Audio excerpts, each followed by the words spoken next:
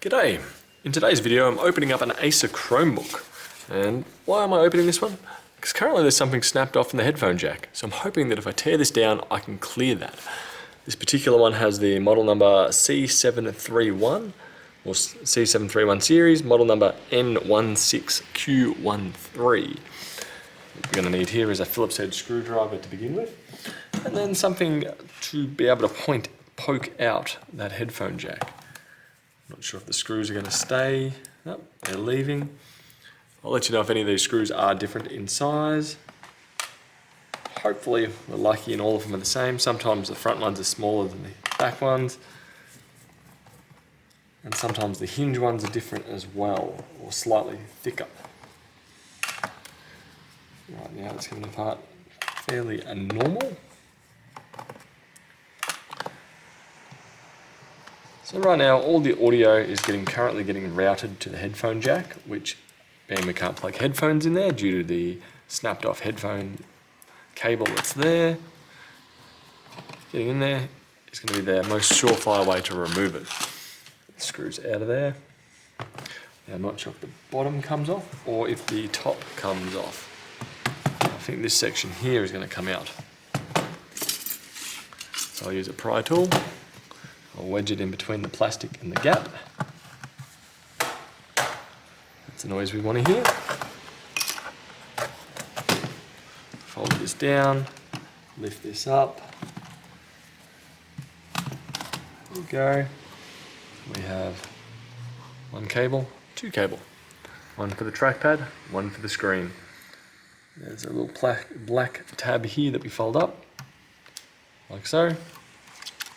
We remove the tape here, flick up, and we're free. So pretty much everything on here is system on a chip, so essentially non-upgradable. Processor, RAM, SK Hynix, I'm assuming this is the storage over here. We can change the Wi-Fi card if we like, but there is no point.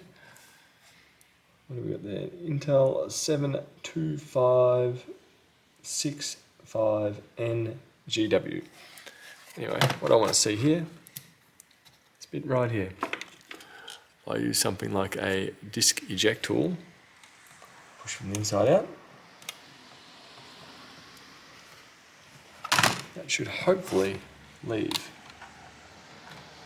Nope. There we go. One cleared headphone jack.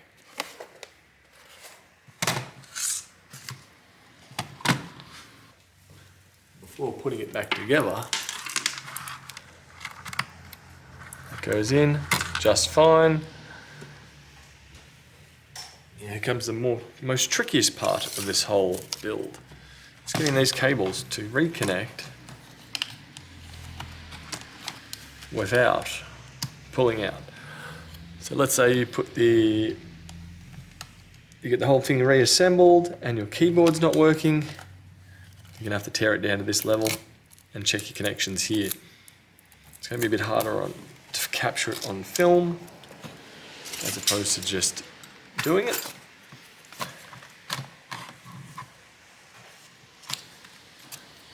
But yeah, if you have problems with the trackpad or keyboard, this is probably where the vast majority of your problems are coming from. Just these two connections. There we go, lock down. Next up, fold this over, sit it down loosely. From here I should just be able to push that down. It should click back into position, like so.